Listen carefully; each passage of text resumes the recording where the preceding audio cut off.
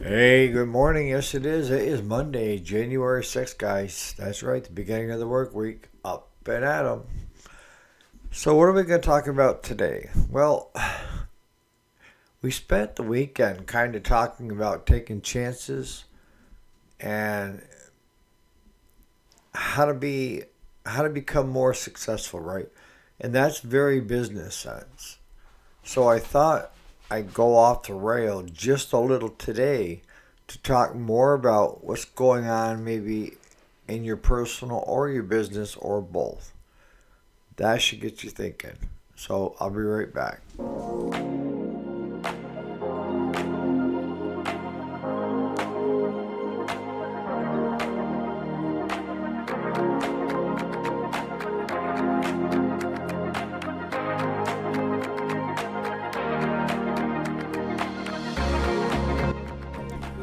Alrighty, welcome back. My name is Eric, if you didn't already know, and this is the weekday. Today is Monday, January 6th, 2025.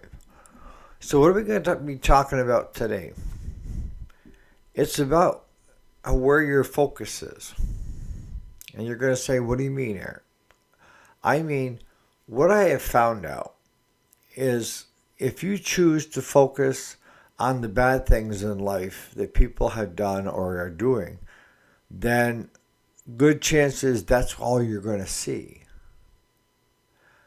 Where if it was vice versa of if you focus on the good things in life that are going on and focus on the good things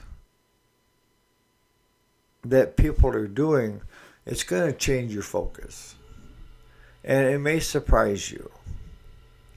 See, now I was telling you about watching a movie this past weekend, and it was, yes, it was a religious movie. It was on Cinemax. And the man had taken and lost his son in a car accident due to a drunk driver. Okay? And it took him a while to come to terms to that. And not only did he come to terms, but he forgave the guy. And the guy ended up becoming a born again Christian and part of a small network of men mentoring young boys on how to be better men and how to help the community, how to help other people, to raise everybody up together instead of each man for themselves. And what I can tell you is some of the things that this whole thing has brought to light is I pay more attention. I guess I'm more focused on my surroundings and what's going on. And one thing I noticed is since being released, for some reason I've been focused on people passing away in my area. And it seems like a lot of people have passed away that I know and I've known. And I'm like, enough is enough, right? But here's the kicker. It's been going on like that for quite a long time. When God decides it's your time to go, you can kick and scream all you want, but it's that time, right? But it's been my focus. Before I wasn't focused on that. I wasn't focused on mortality. I was focused on work, on my kids, cows. So I really didn't pay attention to who passed away other than to send my prayers to the family and to say a silent prayer for the person that passed away, right? But now it's to the forefront. And now I'm seeing it, and I'm like, it seems like a lot when it's really not. So one of the challenges that I'm trying to do for myself, and you may want to take the challenge as well, is to start focusing on the positive things going on in life instead of the negative. And start focusing on the positive things and the positive traits of people instead of the negative. And let me tell you, to focus on the negative things is not a hard thing to do. Because, we become pessimistic, to be honest with you. And it's like, what are you asking of us, Eric? It's shit happens. Life is trudging every day. But does it have to be that way? Does it have to be a daily grind of where you kind of hate what you're doing because it has become that daily drudge?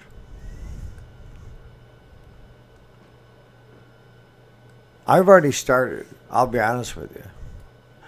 And it's about as difficult as what I'm doing now when it comes to my health, which is nothing. And you're going to say nothing, right? Let me explain. I wear this defib vest. You guys know this, right? And every time this unit goes off, what ends up happening is it's detecting a arrhythmia, okay? And when I was released from the hospital, a man named Jeff explained the vest. But the way he explained the vest was, it will go off the first time, warning people to stand back. And then the second time you squeeze it, it will give you a shock to correct the arrhythmia. That is exactly how he described it. And it's happened a number of times where I squeezed it the second time and nothing happened. But I started, what's the right word? You guys will understand this, especially Jason Amos, is I wasn't paying attention to what my doctors were telling me because I wanted to get back and become productive again. Yes. So I started lifting on things, which I'm not supposed to. I started doing things where I was moving around at lightning speed compared to where I am now. And I was getting on this unit sometimes 15, 16 alerts a day. And it landed me in the ER because something just didn't feel right. You know how you get that gut feeling? And of course, I didn't feel good. But something just didn't feel right. So I went to the ER. I told them I'm probably wasting your time. And they said, Eric, you said that the last time before you had quadruple bypass. Said, I know, but this is different, right? And they said, no. If it has you worried, then it's not different. You need to come in and have us check it. Even for peace of mind, right? And they were great. But they ran a bunch of tests and stuff like that, and they said, everything looks good on our end. That right now your heart, your EKG looks good. You know, your score for having a heart attack and stuff is well below the margins. So an average person is around 60, you're at 40. And the last time you walked through that ER door, you were over 800. That's to tell you how bad you were. But what ended up happening out of that deal was they sent someone, a Zoll rep, to come to the house and put new electrodes on me, make sure my garments fit me, the vest, and that everything was working properly. Thank goodness for that, because the ER consulted with my team in Upstate Medical. It's a big, big hospital. And the cardiac team there felt comfortable enough letting me go home. But with a stern warning, if something changes, get your ass back, right? But Zoll called me within an hour of being home, and said they were sending somebody out, which translated honestly to the cardiac team saw there were a lot of alerts going on. They contacted Zoll and said, you need to get somebody out there and find out what's going on with that unit. Why is that unit going off so much? So she ended up showing up. Very nice. But she's part of the cardiac team local. And one of the things she said, I've never seen someone with a heart function rate the way you have it and not be in ICU. I said, well, the cardiac team at the big hospital doesn't seem to be concerned as long as I keep the vest on. Yeah, okay. So she had me take the vest off. She measured me. She looked at the garments. She said, everything looks good on that. So the electrodes need to be cleaned up because she could see some stuff on it. I said, well, it's cream that they told me to put on because the last time it went off 3 times in a row, they said it was static electricity. So she said, static electricity. I said, yeah. She goes, no. So I was explaining to her that Jeff at the hospital, when he was fitting me for the vest, was telling me, the first time it goes off, it's warning people. The second time you squeeze it, you're going to get shot. And she started laughing, and she said, no, that's not how it works. I'm like, what do you mean that's not how it works? She said, as long as you're conscious and can squeeze the buttons, you will not get shocked. The only time the unit goes into shock mode is if you don't squeeze the buttons. So it's imperative that you squeeze the buttons if you are able to. She said the unit does not do anything to shock you or to try to change the rhythm unless you're unconscious. That you are unable to, the arrhythmia has deemed you unconscious, and then it will shock you because now it's life-threatening. It's caused you to be unconscious. So I said, well, what would explain having it go off 14, 15 times in a day that I went to the ER? She said, that tells me you're not listening to your doctors. She said, the day that it went off 15 times, what were you doing? Were you doing what you're supposed to do? And I couldn't lie to her. I said, no, I'm trying to get back into the swing of things. She said, you can't. I said, what do you expect of me? She said, you need to act like a 90-year-old man. And she said, most 90-year-old men have got a better heart function than you have. So I'll be honest with you. She said, if it's going off 12, 15 times a day, you're probably lowering your heart function rate because the heart isn't strong enough to take that many arrhythmias in a day and not have some issues. She said, don't let this get away from you. For some reason, you were spared. You know, you talk about the good Lord upstairs and stuff like that and how lucky you are. But your luck is going to start running out if you don't start paying attention.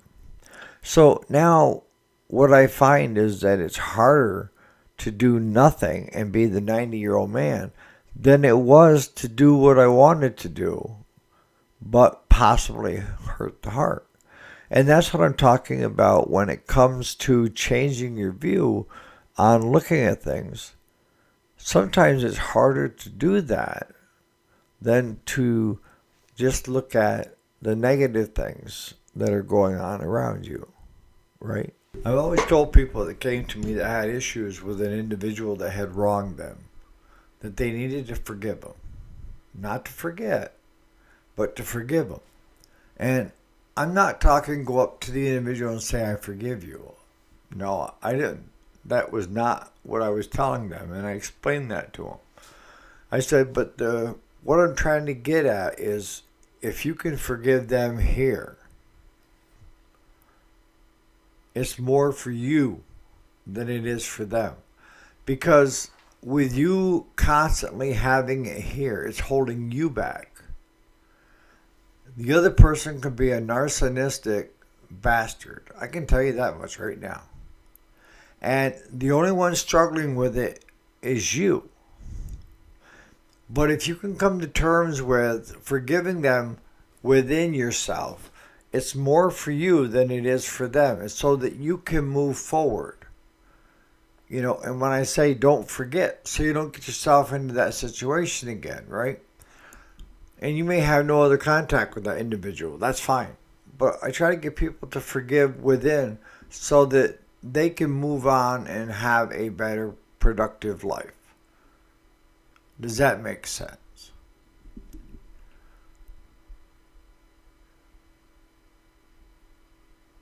But that's where, depending upon what the person has done to you, there's different levels.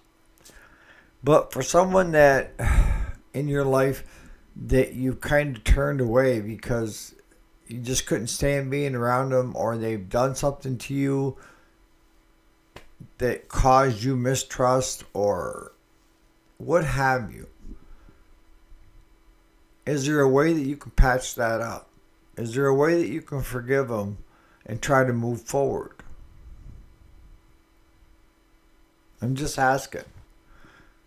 Because a prime example is my brother. My brother and I, if we get together, I always come out on the losing end of the stick. I'll be honest with you. And it's not his fault. It's my fault for allowing myself into that situation again of being that person, right? And I'm not going to go into it. But it caused us so that we didn't have any interaction, anything for almost 14 years, going on 15. And during this whole ordeal, they even asked my kids, my sisters asked them, did you want our brother to know that you're here? And the kids said no. No, Dad and, Uncle Skip have had a long period of where they don't even speak to each other. If they met each other on the street, they wouldn't even blink an eye. They'd keep right on going. And that's been the relationship, right? But something happened when I started changing my outlook to a positive one. Could I forgive him for past things? And he's probably thinking the same thing, to be honest. Can I forgive him for this? It shouldn't take this to try to mend a relationship. Now, am I going to set myself up, put myself into a position like before? Absolutely not. But I can see the good in him. I can see, he's a minister now. He is a great grandfather. He's a great father to his kids and his stepkids. There's a lot of good things going on.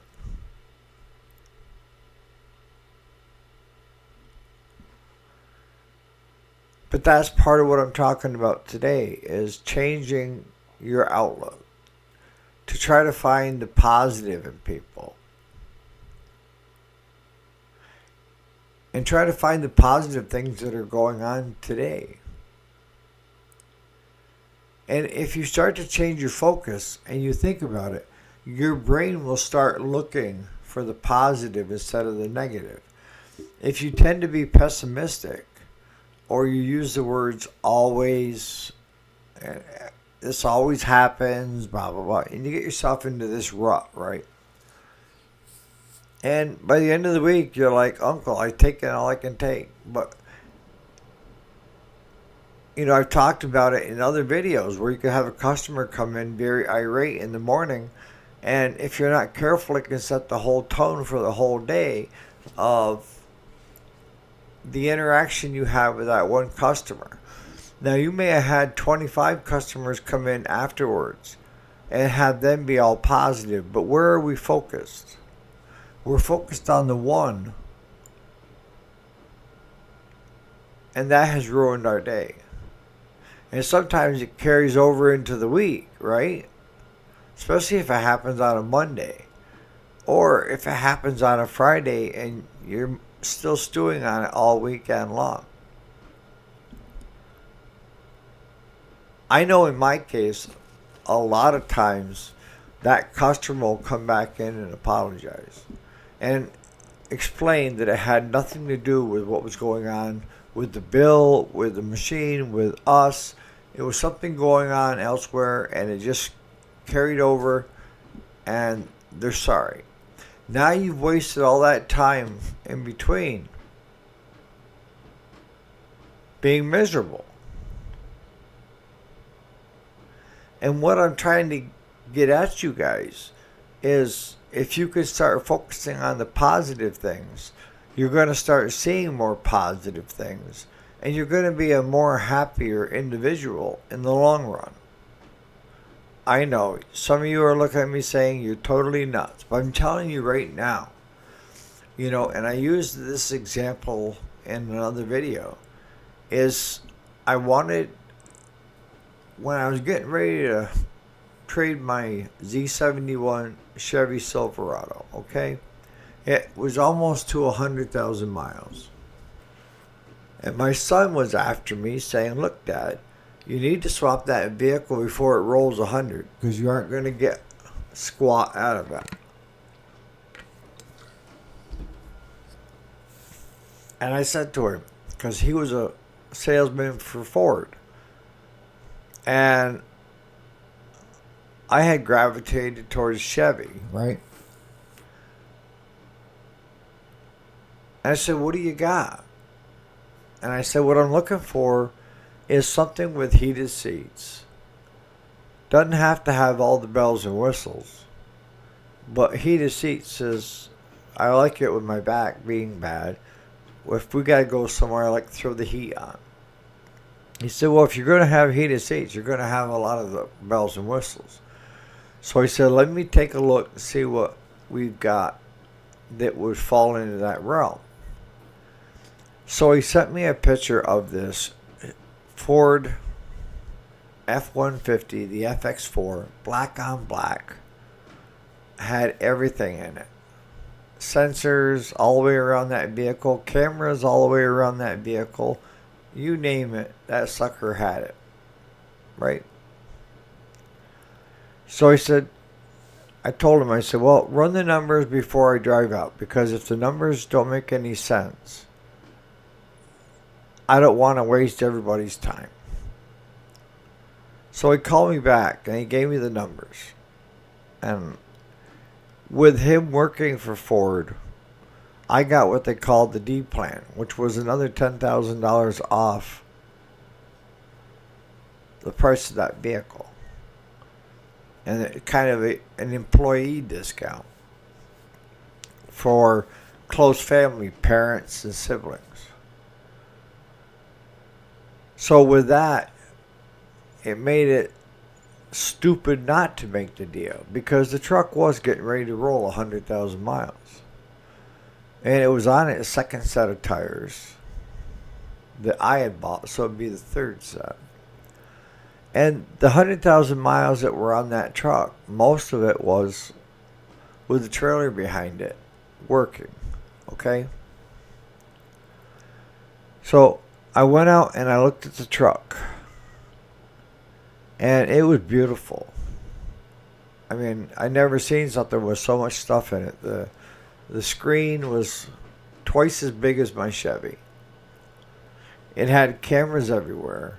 It had all these different sport mode, off-road, snow and ice, and everything was push button for four-wheel drive, this and that, and it had 2 bucket seats in the front, and it had the automatic shifter in the center console.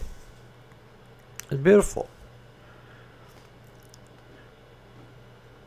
And I went ahead and I bought the truck because I never seen one like that before. But I had been focused on that truck, right? And now all of a sudden I'm seeing all these FX4s. It may be different color, but it's the identical twin truck with everything in it. You know, it's the FX4 package.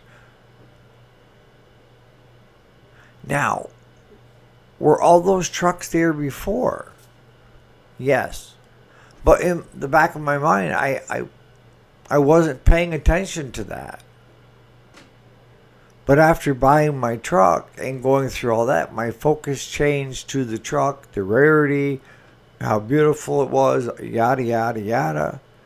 But once I got it and started driving it, I started seeing quite a few of those FX4s. And like I say, it wasn't because they weren't there before, it's because my focus wasn't on that truck. And that's what I'm telling you about things in life. Is if you're focusing on some of the good things, you'll start seeing more good things. They are going on every day that you're not seeing because you're not focused on it. But if you focus on the good things and let the good Lord take care of the bad things, you're going to be a lot happier. And the people around you are going to be a lot happier.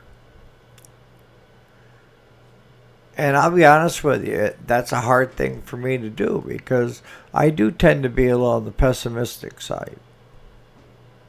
And my gut says so do you guys.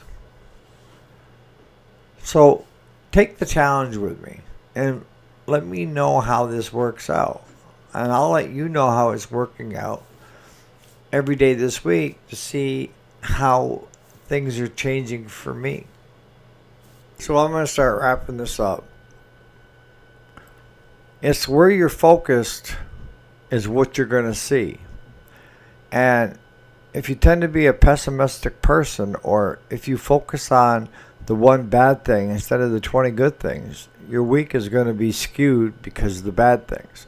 And you're going to be focused looking for bad things that are happening in your life instead of all the positive. And it may end up being the bad things only amount for 1-2%. And the rest is good.